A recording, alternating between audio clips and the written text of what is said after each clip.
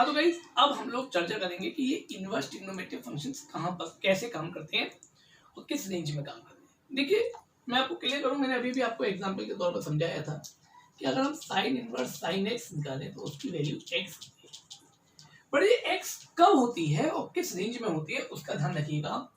ये तभी पॉसिबल है जब एक्स बिलोंग करेगा -π/2 से π/2 के बीच। -π/2 मतलब 90 डिग्री, समझ में आता है, -92 + 90 डिग्री के बीच में बिलोंग करेगा। बोले मतलब ये होता है, तो थोड़ा सा क्लियर कीजिए, थोड़ा सा क्लियर करूंगा कि साइन इनवर्स साइन 30 डिग्री अगर आपको कहा गया है, साइन इनवर्स साइन 30 डिग्री, तो आप बड़े आराम से इसका आंसर क्या लिख देंगे, 30 डिग्री मतलब π/6 लिख देंगे। क्यों लिख देंगे?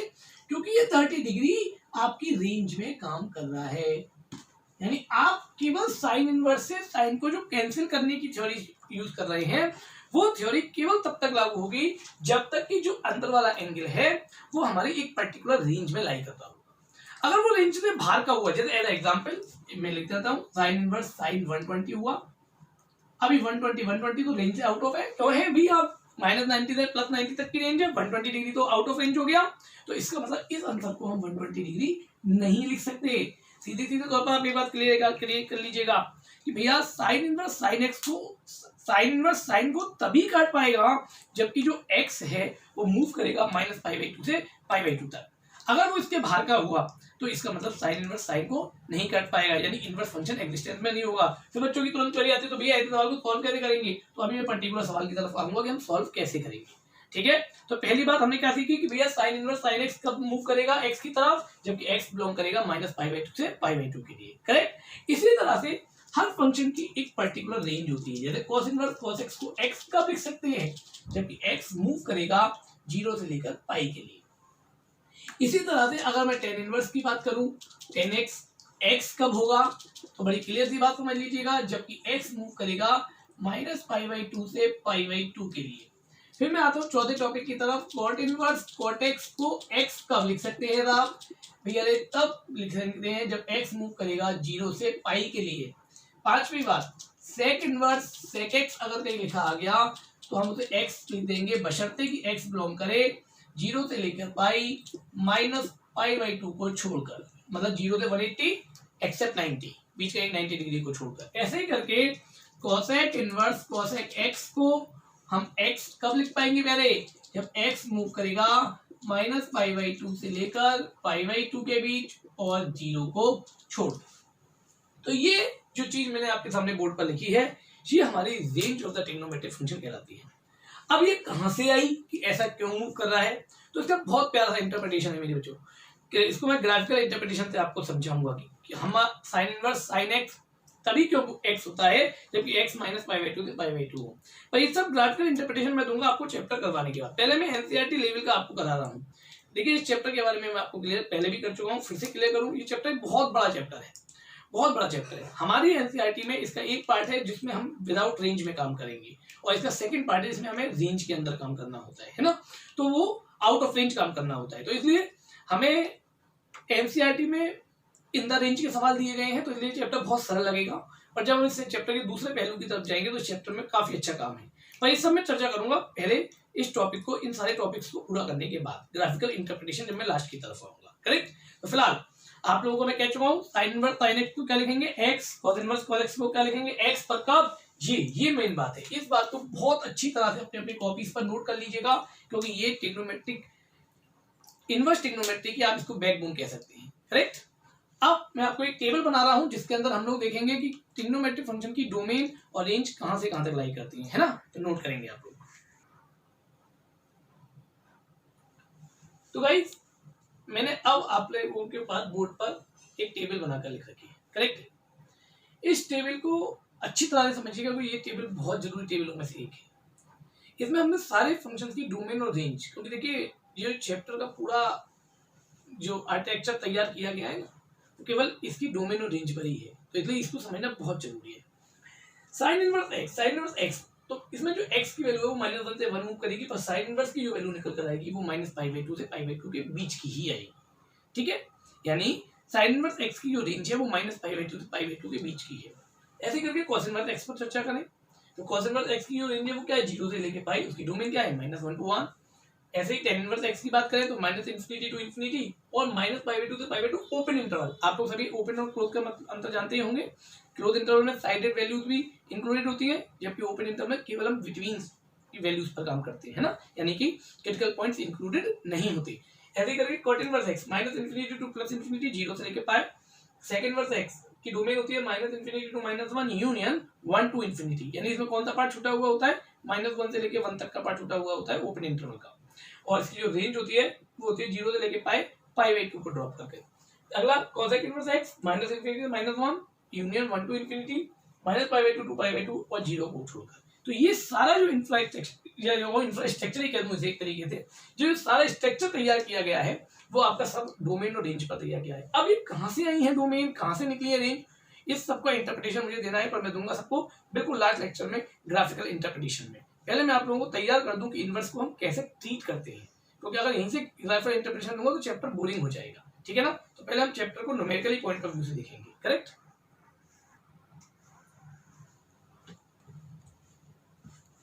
हाँ तो गाइस, अभी तक इनवर्स ट्रिग्नोमेट्रिक फंक्शंस में हमने डोमेन और रेंज के बारे में बातें की थी कि इनवर्स ट्रिग्नोमेट्रिक फंक्शन किस रेंज में पर्टिकुलर काम करते हैं। तो हर फंक्शन की एक अपनी पर्टिकुलर रेंज थी, यानी जो फंक्शन की वैल्यू आएगी वो उन रेंज से बाहर की नहीं आ सकती, ठीक है। तो अब मैं आता हूँ मेन टॉपिक पर कि इस्तेमाल कैसे करना है, क्योंकि बच्चे के दिमाग में अभी तो केवल डोमेन रेंज के बारे में चीजें याद होने में आई होंगी, पर उनको इस्तेमाल कैसे करना है वो बहुत बड़ी दिक्कत दे रहा होगा। तो अब ध्यान से सुनिएगा।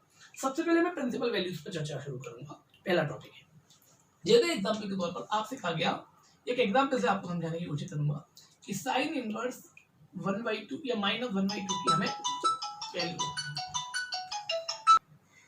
साइन इनवर्स -1/2 की मुझे प्रिंसिपल वैल्यू निकालनी है। वो आपसे सीधा पूछेगा, सीधा सपाट सवाल है, find the principal value of sine inverse -1/2। तो अब पहला प्रोसेस क्या है, बिना फॉर्मूले के प्रोसेसिंग पर बात करते हैं। तो देखिएगा ध्यान से, हम लेट करेंगे sine inverse -1/2 equals to X. Procedure देखिएगा, हालांकि आगे आगे तो हम इसे बहुत छोटे करना शुरू करेंगे, पर फिलहाल पहले एक्सरसाइज के पॉइंट ऑफ व्यू से प्रोसीजर देखिए।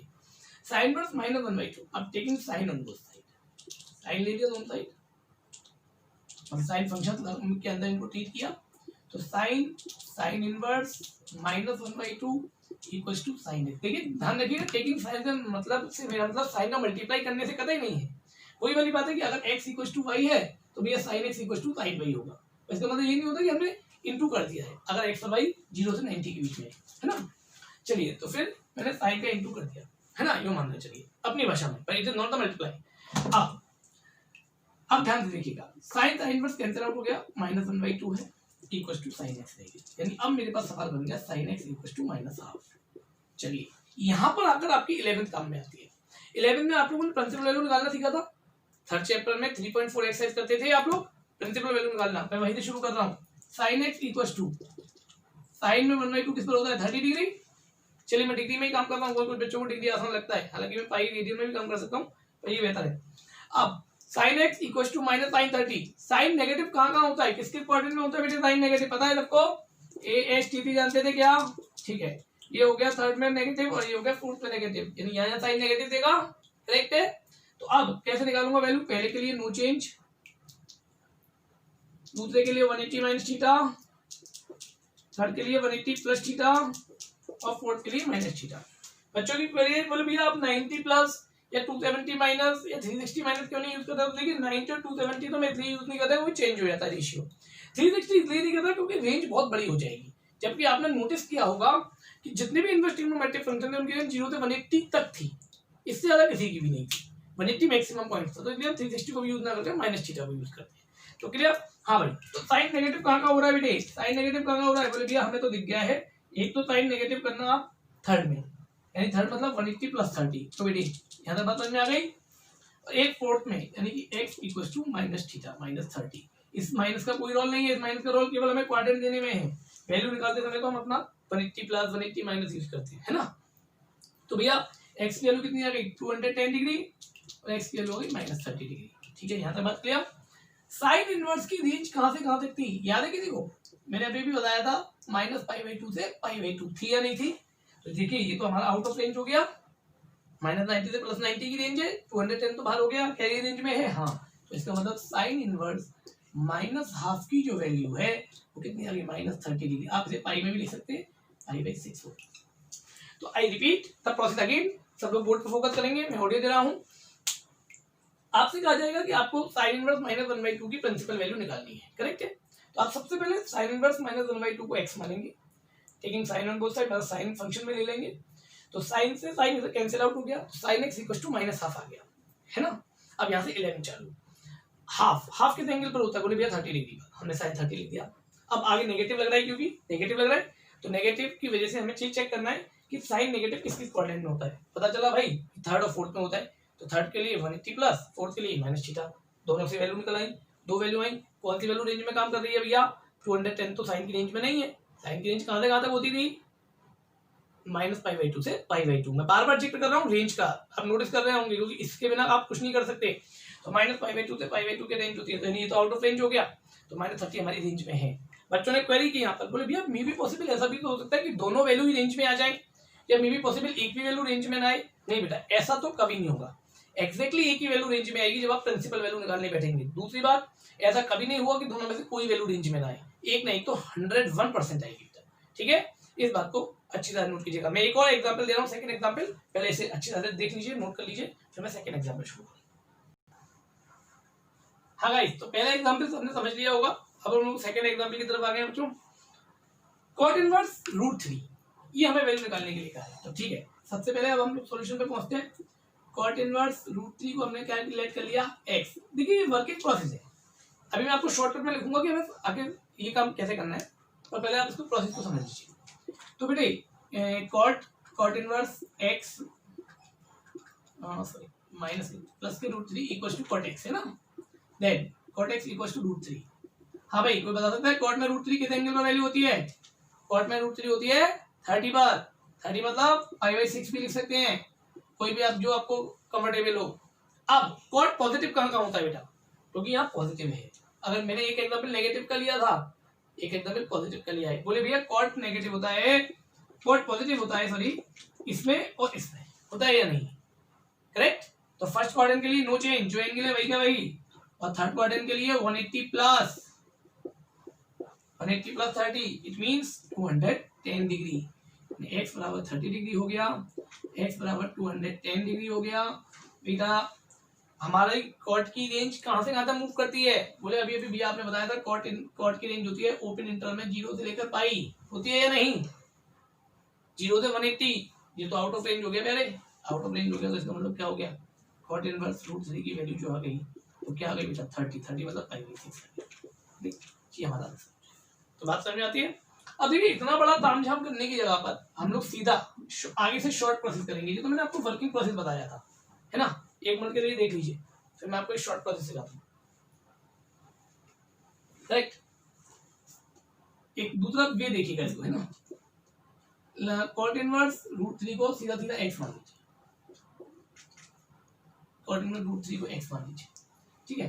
तब सीधा लिखिए कॉट x इक्वल टू √3, और सीधा यहाँ के बाद अपने काम पर आ जाएगी, कॉट x इक्वल टू √3 मतलब कॉट 30 डिग्री, और यहाँ से अपना कोई प्रोसेस फॉलो कर दीजिए। तो ये बीच के जो स्टेप्स है ना वो बच जाएंगे थोड़े से, आप ये भी कर सकते हैं। अभी ये जो मैंने आपको आर्टिकल दिया है, ये मैंने आपको केवल सिंपल रेंज और डोमेन पर बेस किया है। हालांकि मैं अभी जब आपको फॉर्म में पढ़ाऊंगा तो ये चीजें और भी ज्यादा छोटी हो जाएंगी, बहुत ज्यादा सिंपल हो जाएंगी, पर पहले अभी हमें 2.1 एक्सरसाइज में इसी तरह का प्रोसेस फॉलो करना है बेटा, ठीक है ना। क्योंकि जब वो आपसे लिख कर आएगा ना कि फाइंड द प्रिंसिपल वैल्यू, तो आपको 1 नंबर में इस तरह का प्रोसेस देना पड़ेगा। हालांकि अभी हम 1-2 लाइन में भी करना सीखेंगे, इन सवालों को शॉर्टकट मेथड सिखाऊंगा मैं सबको इनके, बट फिलहाल वर्किंग प्रोसेस आपका ये होना चाहिए, करेक्ट है, ओके।